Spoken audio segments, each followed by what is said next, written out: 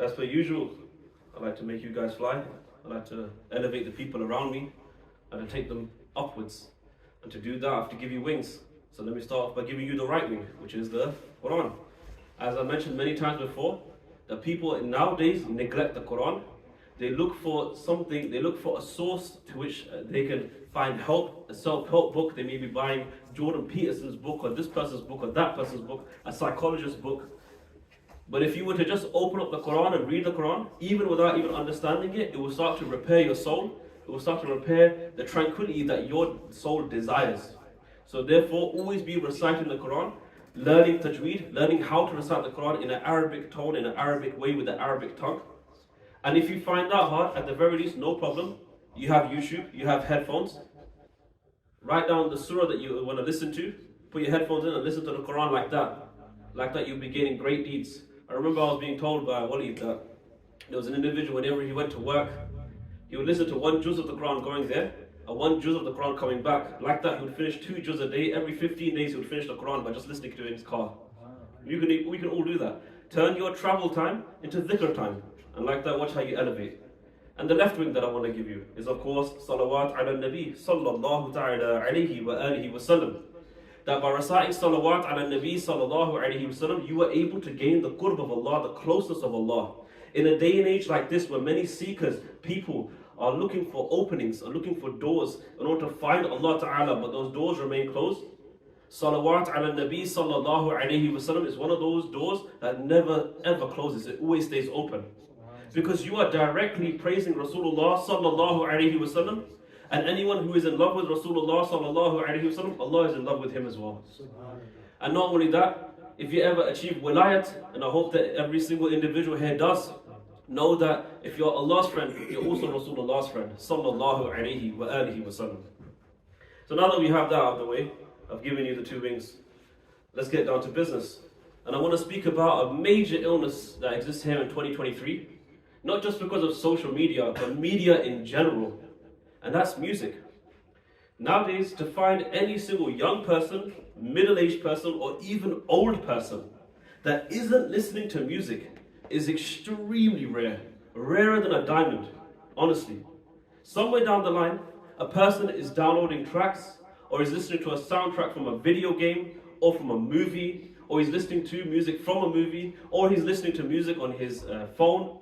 Especially with our phones, because we've got wireless headphones and stuff nowadays, Dre beats and everything. Anyone has access to music. And of course, on YouTube, it's proliferated with music. There's so many famous male singers and so many famous women singers. And women singers nowadays are even more famous than the male ones. Rasulullah sallallahu alayhi wa alihi wa sallam told us that one of the signs of the end times is that women singers will become famous. And what do you see today? Those same women singers are millionaires.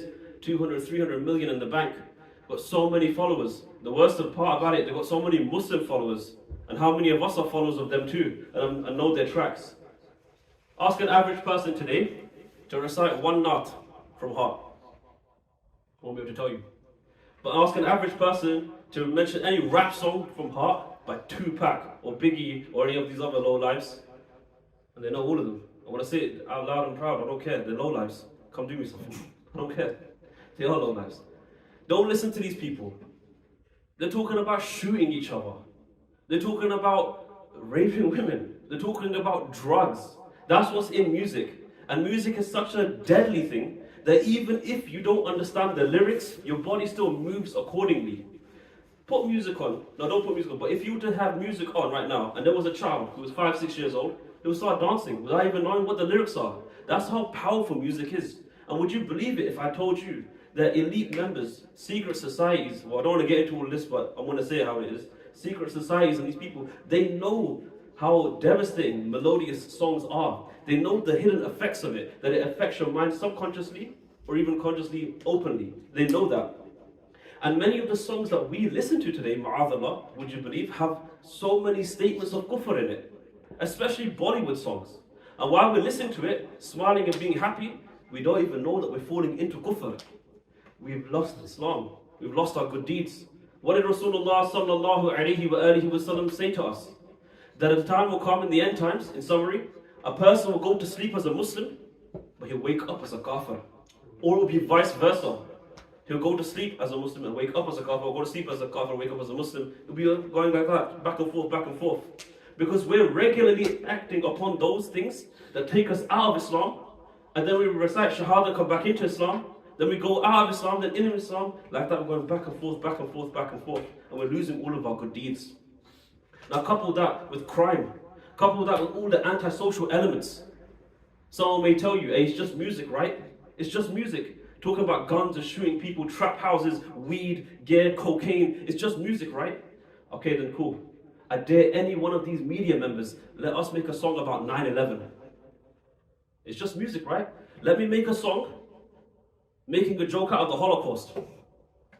It's just music, right? All of a sudden, no, that's offensive. But when it came to shooting people, drugs, women, and every other antisocial element, and you see so many criminals today, especially young Pakistani men, other races too, so many races of people filling up prisons due to hearing songs like this, getting into gangster culture, which is coupled by music. Music, R&B, and this and that is one of the biggest cultures that causes criminality today, criminal behavior today. It's facts.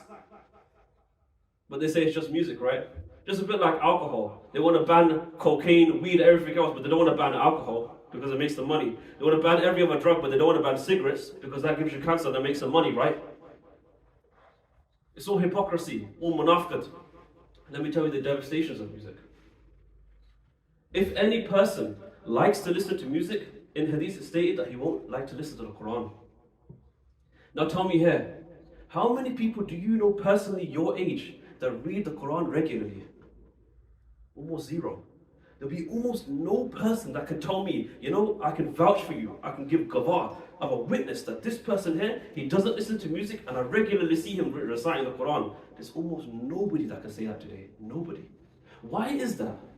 Because I just mentioned to you before that music is such a thing that whoever likes to listen to music, he won't like to listen to the Quran.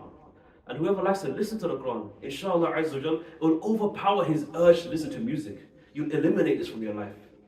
And music, like I just mentioned to you, is proliferate everywhere. Movies, YouTube, social media, mainstream media, MTV, all these channels and stuff. Music is absolutely everywhere. You can't go to the cities or any place without music. Even if your daughter, your son, he gets married, on that day, those people that don't listen to music, even they listen to music.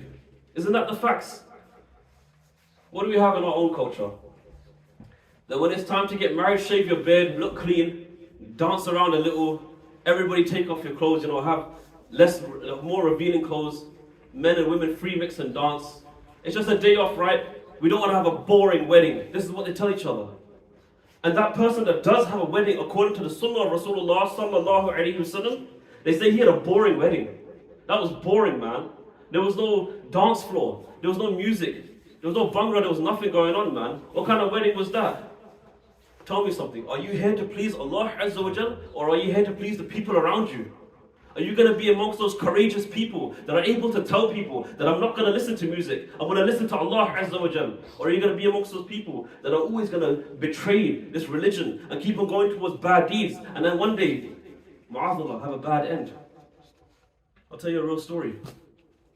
Two young boys, they were rocking tunes in the car, rocking tunes, so many tunes in the car.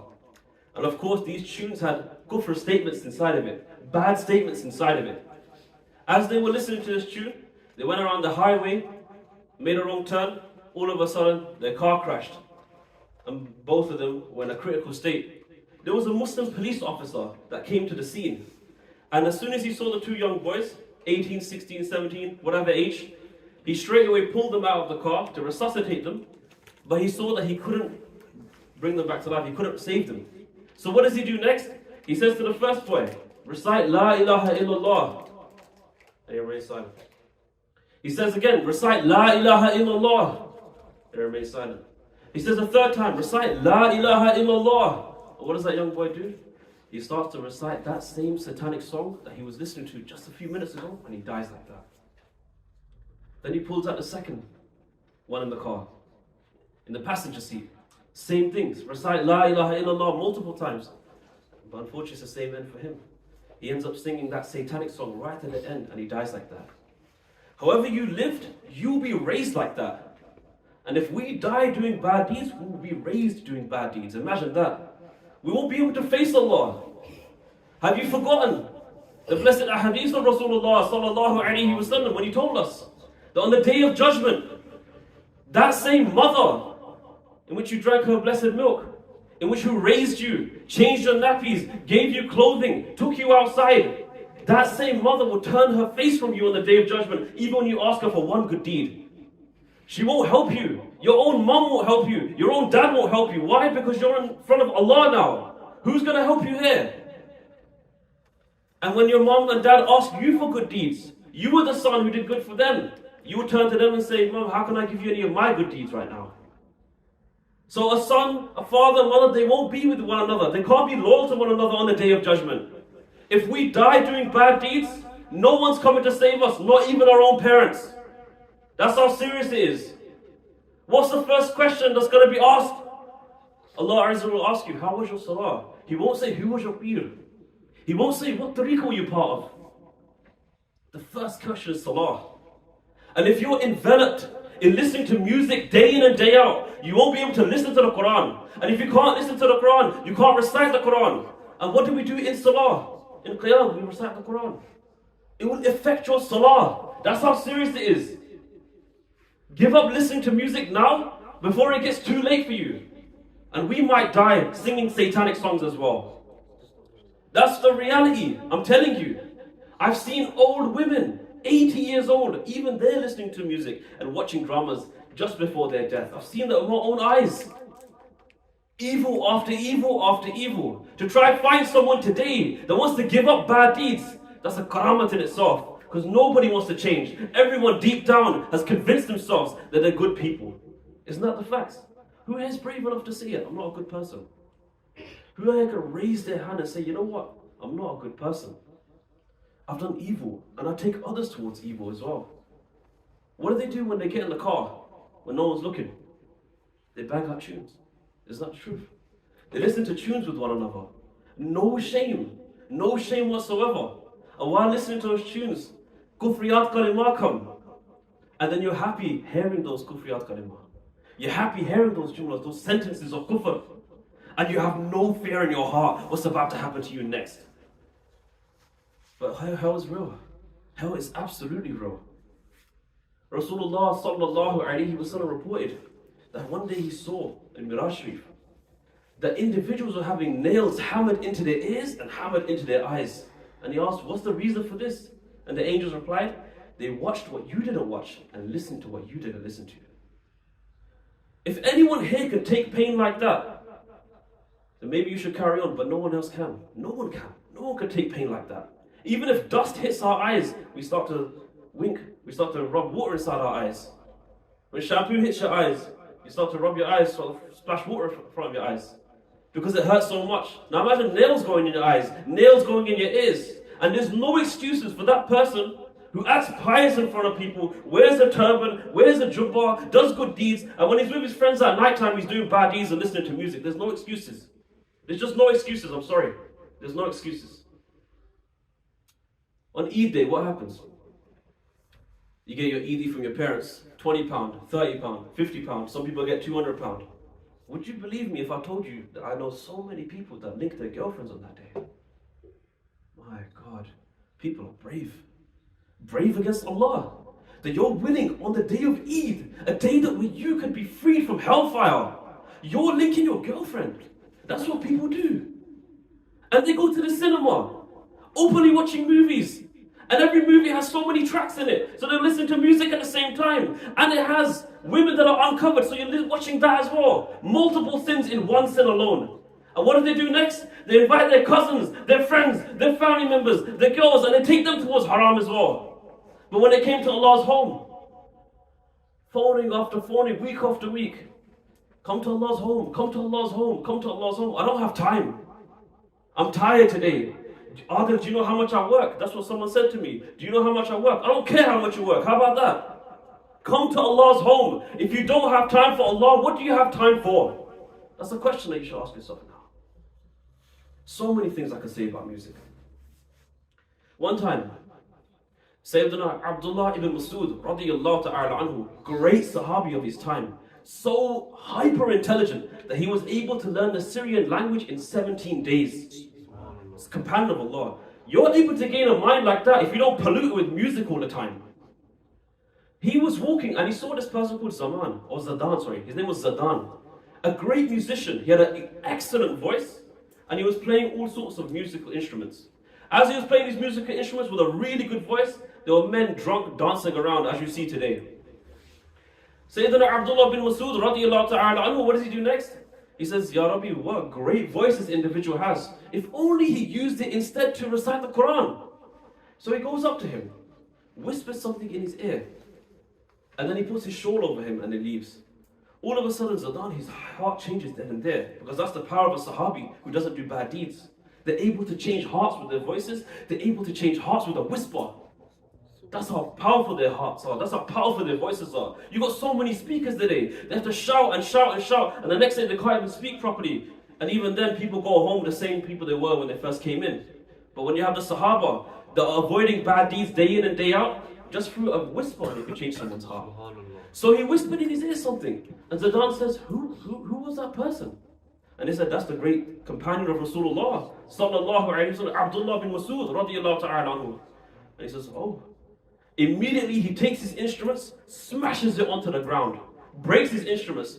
He runs to Sayyidina Abdullah bin Masud, radiyallahu ta'ala anhu, and he starts to cry, hugs him and cries and cries and cries, and there's tawbah. And then from there on, he becomes one of the greatest reciters of the Quran instead. Some people out here think that by taking the dua of a wali, or taking the dua of someone who's pious, what's that going to do for you? Why are you telling me to go to Pir Sahib and get a dua? Well, guess what? There are people out there that are more pious than you. And Rasulullah sallallahu alayhi wa sallam told us, Islam has told us, that the dua made by another person for you is accepted. So if you ever want your duas accepted, ask another person to make dua for you. And if that person was a Sahabi, then the chance of it being answered is exponentially higher. You should go to other people for dua. I remember my shaykh was mentioning in a speech that after he had conducted a gathering, he tried to get his a young child to make dua instead. The child may be only 5, 6, 7 years old. Now after that, what do people do? Nay, no. Why are you getting this 5-year-old child to give us a dua instead? Let one of the elders do it. What's he going to do? They weren't listening. They didn't realize the hikmah in that. Then why should a child do dua instead of an adult? Because until you reach the age of puberty, Allah has recorded 0 sins for you. And if you've got 0 sins in your book, your du'as are accepted. Therefore, if you want your du'as to come true, then ask children like these to make du'a for you. That's when your life will change. Sayyidina Umar bin Khattab radiyallahu ta'ala anhu used to ask children to make du'a for him. Who are we to have pride in our hearts that we won't ask children to make du'a for us? Those people that haven't sinned aren't equal to those people that have sinned. Those people that do tawbah are not equal to those people that don't do tawbah. Go to the people of tawbah. Go to the people that have no sins. They will change your life forever. Unfortunately, we have pride. And our pride envelops us. One time, Rasulullah sallallahu alayhi wa alihi wa sallam said that I have been commanded to break drums and flutes. I have been commanded to break drums and flutes. Break musical instruments. But if you go to an average kid's house today, their parents buy them guitars, games like Guitar Hero and the Wii and all sorts of stuff. We've got musical instruments in our own homes. Whereas Rasulullah sallallahu alayhi wa sallam has told us that I have been commanded to break drums and flutes. And Rasulullah sallallahu alayhi wa sallam hated music to such a degree, to such a point, that once when somebody was playing musical instruments, he put his blessed fingers in his blessed ears, covered his ears, and he walked to the other side of the road. Show me any young child or any middle-aged person, any old person today that has the guts, that when he's walking past Stratford Centre and there's so many people rocking tunes, he's got a beard and a turban, and people are going to judge him. Show me a person brave enough to put their fingers in their ears, and people are going to laugh at him.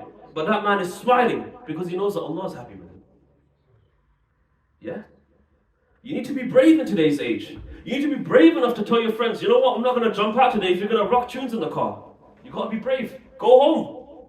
It's better that you live in a cave, it's better that you stay at home than to be amongst those people that are taking you towards evil. Because I'm telling you now, literally, they are taking you to hellfire. Hell is real. And guess what? Hell is infinitely worse than death. Hell is infinitely worse than death. Death is for one moment. But hellfire, if you enter hellfire, you die as a kafir, you stay there forever. You stay there forever. So if you've got individuals taking you towards women, girls, drugs, alcohol, and especially music, then I guess it's time to change your friend circle. It's time to be friends with those people that actually care about Allah. It's time to be friends with those people that love Rasulullah sallallahu alaihi wasallam. It's time to be friends with those people that act upon the ahadith that I've just mentioned to you. That's the only way we're going to change. If we're not going to change our friend circle, how are we ever going to elevate in our ranks? Tell me something here. When you've got billionaires and millionaires, do you think they chill with people that work in Tesco? No. Lions chill with lions. Pigeons flutter with pigeons. If you're in the circle of elite people, you're going to, inshallah, become elite too. And if you're in a circle of bombs and lowlives, people that want to do sin after sin, then guess what you're going to become as well? Hanging with scum makes you scum as well. You see that all the time. We take on each other's traits. You know that, right? That if a person's rude, he's swearing regularly, somewhere down the line, we're going to become rude and start swearing too. If he's listening to music somewhere down the line, I'm going to listen to music. If he's playing football and he's leaving his salah, and he calls me to play football somewhere down the line, I might leave my salah too. Hanging with evil people leads to evil, and hanging with good people leads to good. And there's only a few people that are good today, that are brave enough today to give up these sins. I'll tell you a personal story. I know an individual who was getting married, and this person had done tawbah. He listened to his sheikh. He didn't want to listen. He doesn't watch movies anymore. Doesn't want to listen to music anymore. All that. As he's about to get married to the girl that he likes, the girl says to him, "You don't even watch movies, though." Can you believe that? That's the world today. You don't even listen to music. Wow. Is it sins that draw us human beings together nowadays? Is it disobeying and betraying Allah that draws two people together today? And if we don't betray Allah, if we don't go against the Quran, if we don't go against the teachings and the Sharia of Rasulullah sallallahu alaihi wasallam, all of a sudden we can't be friends. That's the world today. That if you're not involved in evil, you got no friends. What do they say? That person over there, he's too religious. He's too religious. That's what they say. He's too religious. There was a wedding where there were so many tunes being played. A guy gets up, he leaves that wedding for a little while until they calm down with the tunes. They go, "Where did that person go?" He goes, "He left because there was music." They go, "Oh, he was too religious, man. He's too religious." You can't be too religious. You can't be too religious. Really, in actuality, when someone's calling you too religious, they're calling you too elite. You're too in love with Allah Azza wa Jalla. You're too loyal to Rasulullah sallallahu alaihi wasallam. That's what they're saying to you. They're praising you without even noticing they're praising you. That's the truth. And you want that. You don't want to be like other people today. You don't want to be like the average people today that are regularly betraying the trust that they should have with Allah Ta'ala. Why did we come into this earth? What was the point of being given a vessel and a soul in the first place? Isn't life a test? It is. And if we're just listening to music day in and day out, Tupac, Biggie, gangster tunes talking about shooting people and antisocial elements, then you need to get a life. You need to really get a life, honestly. Because these antisocial elements do affect our minds. What if I told you that people like Jay-Z and all these other lowlives, in their tunes, when you play it backwards, it says 666, murder, murder, Jesus, ma'adallah. I've heard it on his. Those tunes that you listen to, they're not innocent. I swear by Allah, they are satanic. They have a hidden agenda aside it. A hidden agenda. We'll praise our Rasuls, our Nabis all the time. We love them. We're not going to listen to stuff like that. And other people have got so many things. Hidden messages you don't understand. Eminem saying 1, 2, 3, 1, 2, 3, 1, 2, 3. Now do you follow me? Add it up. 1, 2, 3, 1, 2, 3, 1, 2, 3, 6, 6, 6. Subconsciously, he just put something in your mind that you didn't even realize. And what's happening next? You're going towards kufr.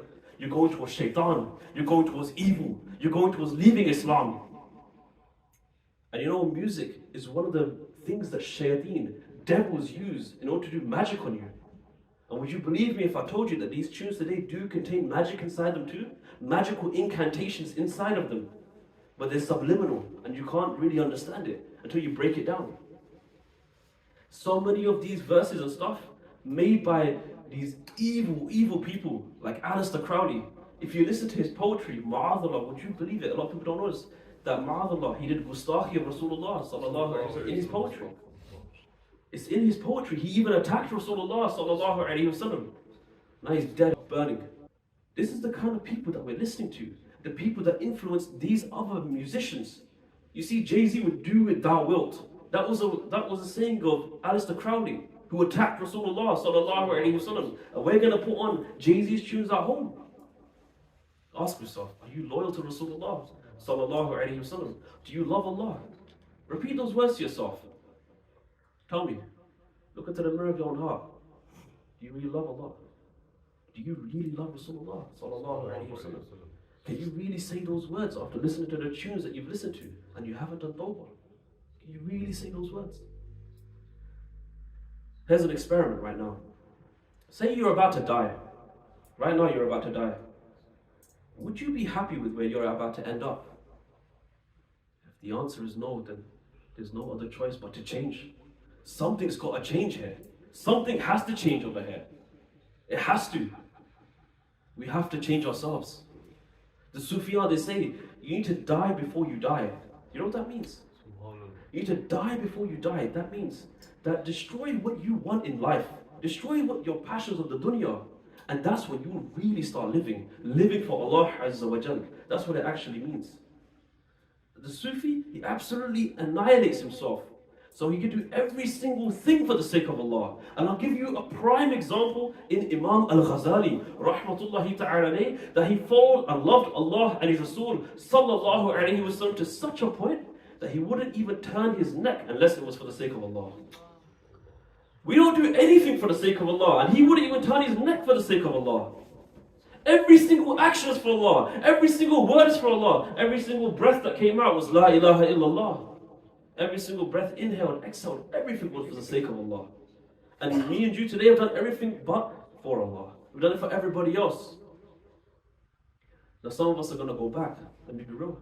Some of us are going to go back. They're going to hear the words that I just said, and they're still going to play tunes. They're not going to be brave enough to delete those tunes in their phones. And if you're a man, if you really love Allah, if you're so brave, why don't you give your phone to someone else right now? So they can look through if you've saved any tunes. What's going to happen? Let them watch your YouTube playlist, your history. Let me turn on incognito mode. Yeah, because I need to hide my sins, but you can't hide it from Allah. He remembers everything. And this is the big issue with me and you today. That when it comes in front of people, we act like different people. And when we're alone, we're different people. We're two-faced, like comedians, changing colors 24/7. We need to change our lives. We really need to change our lives. Let me tell you one of the most devastating facts about music. Devastating facts. Who was the actual first singer in history? The first one to play music and stuff and celebrate? And you know, right? Of course he does. Shaitan. Shaitan, would you believe that? When Adam Safiyullah, the first Nabi, when he had eaten from the forbidden tree, Shaitan started to dance in happiness.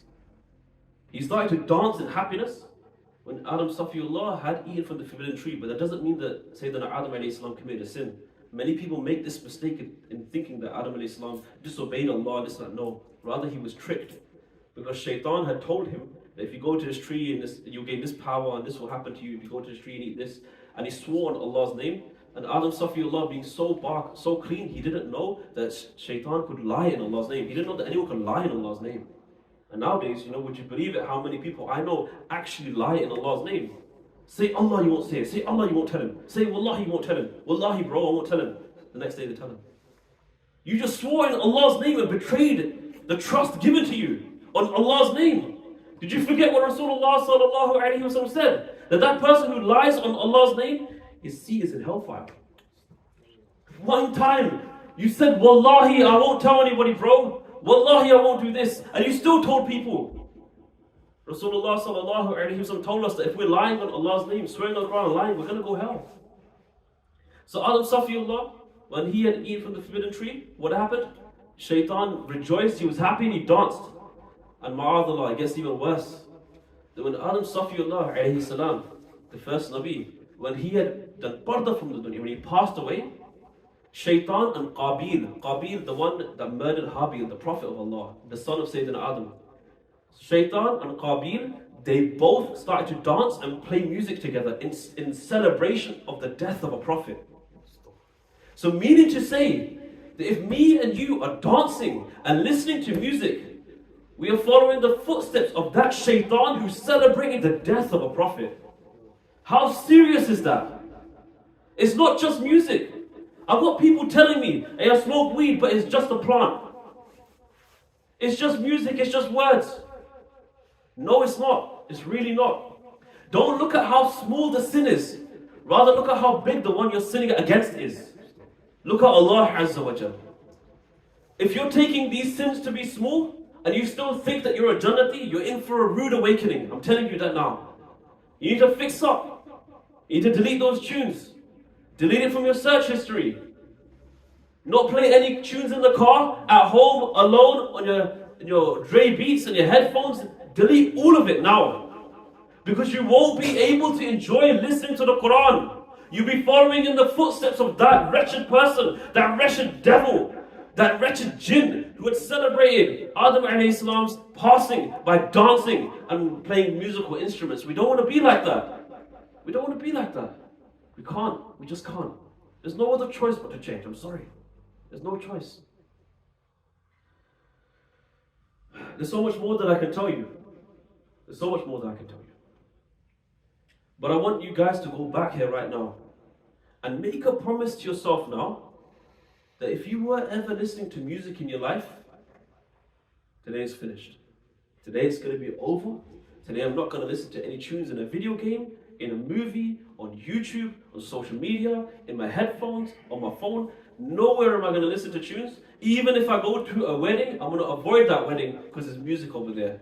If you can do these things, I'm guaranteeing you that Allah Azza wa Jal will love you and you will gain things that you never imagined.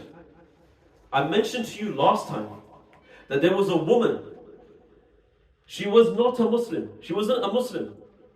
And after contemplating about the existence of Allah, she thought to herself, you know what? Allah Azza wa Jal is real, Islam is real. So she accepted Islam and did sajda then and there.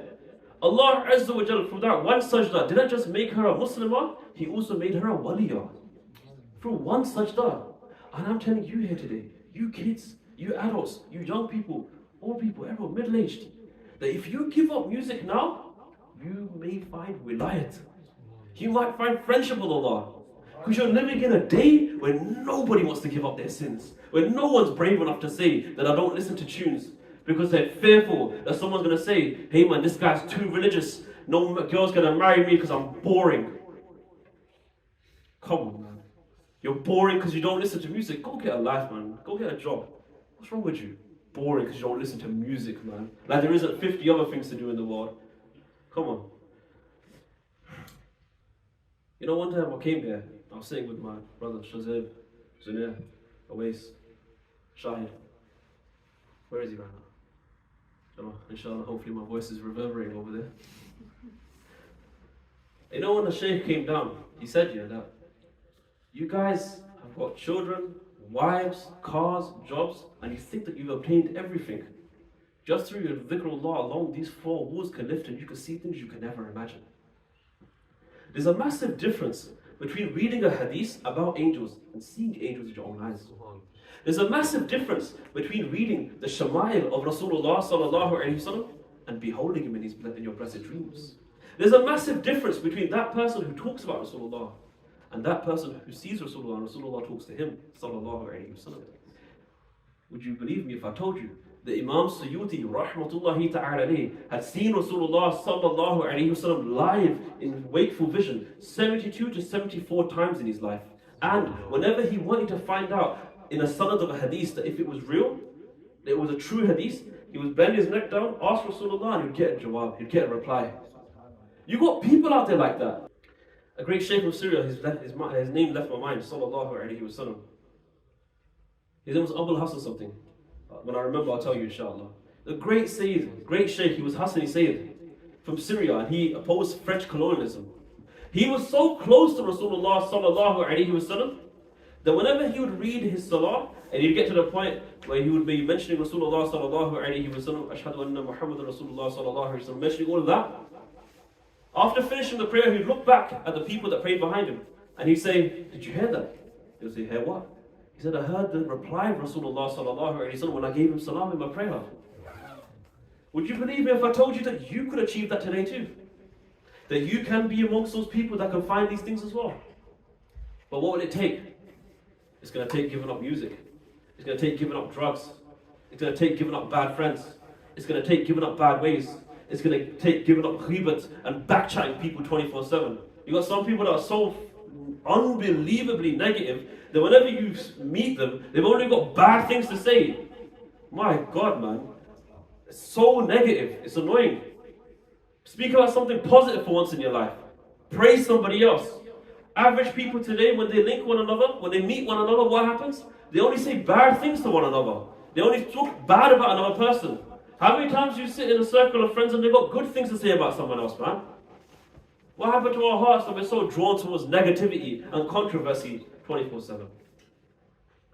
Time doesn't permit me to carry on, but I wanted to mention these final stories concerning Rasulullah sallallahu alaihi wasallam because I want every single one of us to have an extremely close, tight relationship with Rasulullah sallallahu alaihi wasallam. I want every single one of us to be able to be blessed with regular ziyarat of Rasulullah sallallahu alaihi wasallam. I want every single one of us to be amongst those people that get wakeful vision of Rasulullah sallallahu alaihi wasallam. I want every one of us to be amongst those people who Rasulullah sallallahu alaihi wasallam loves us, smiles at us, and is happy with us. And when he receives our deeds on a Friday, he receives them with a smile.